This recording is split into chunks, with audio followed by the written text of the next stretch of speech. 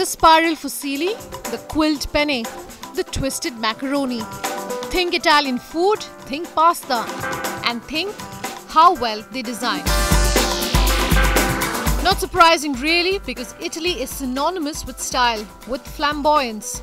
You see it in their architecture, the Leaning Tower of Pisa, the Colosseum in Rome, or even a stroll down the city of Venice. Style is inherent. It translates most beautifully in their cars, the Ferrari, the Maserati, visions of glamour. Apart from food and cars, if Italy is famous, it is for its fashion. The influence today is food, architecture, interior designer. There is another revolution.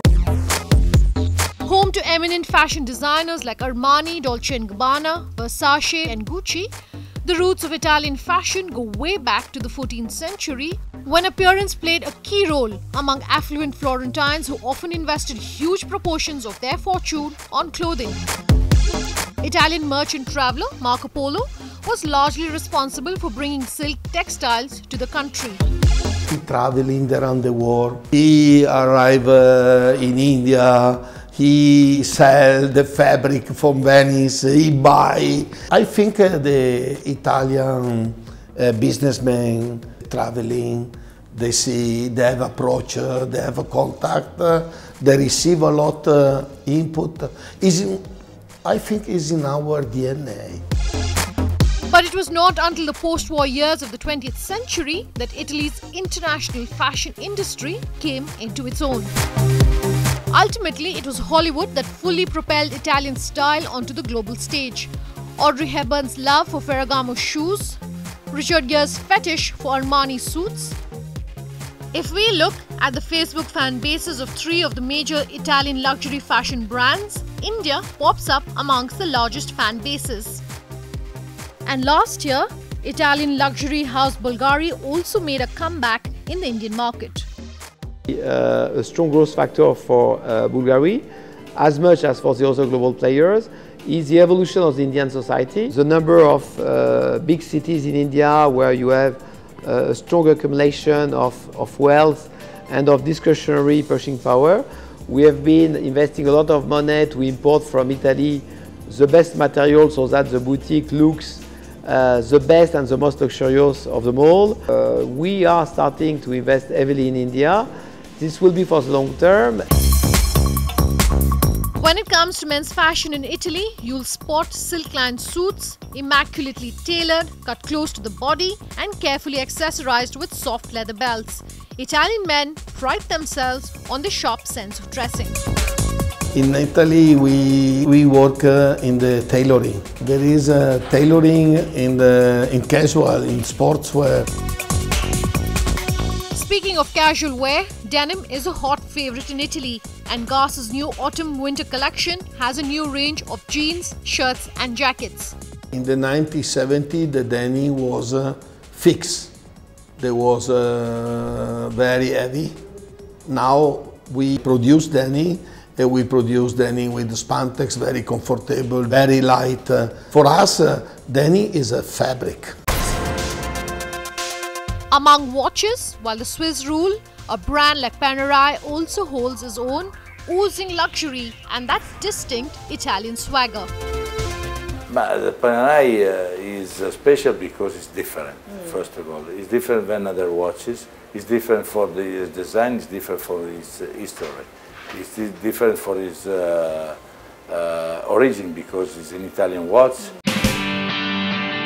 While American fashion is more about comfort and French designs are all about elegance and fancy structures, Italian fashion plays up the glamour, with a large focus on tailoring, getting the cut right and the fit right. America invented the denim 120 years ago. I used the fabric, but with my tailoring, I created the shape. French, they was more sophisticated. For us, we are more functionality. We use the fabric for the attitude. It's certainly true that the Made in Italy tag still makes news worldwide. Stylish suits, Abstract creations, floral printed suits, all these were seen at the Milan Fashion Week last month. While many of them aim to make inroads to India, Ermenegildo Zegna was the first, and despite failed attempts, they have strategies to stay put in the country. Zegna is strictly men's. Within the men's field, provided you keep the top position, the luxury position which we are, with all the luxury ingredients, with all the service ingredient that we are well known for, with the consistent distribution and marketing policies. We have been growing double-digit in the past years.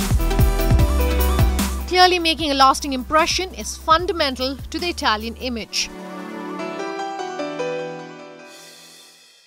Since we're celebrating all things Italian, why not talk about Italian wines as well? We've got the list of the top Italian wines that we think you should try out. Italy has a rich viniculture dating over 2,000 years.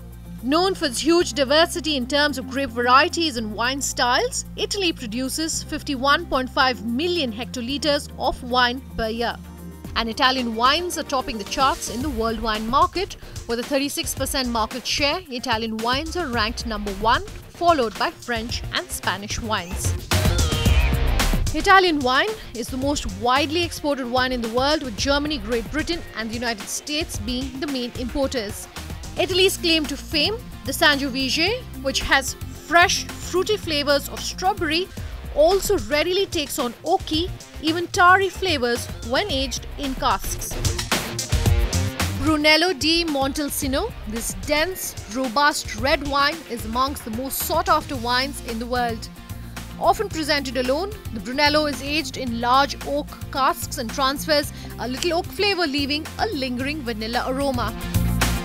Rosso di Montalcino, made from grapes selected from a younger wine, Rosso has the power and intensity of Brunello, but it is younger, more vibrant and lighter bodied.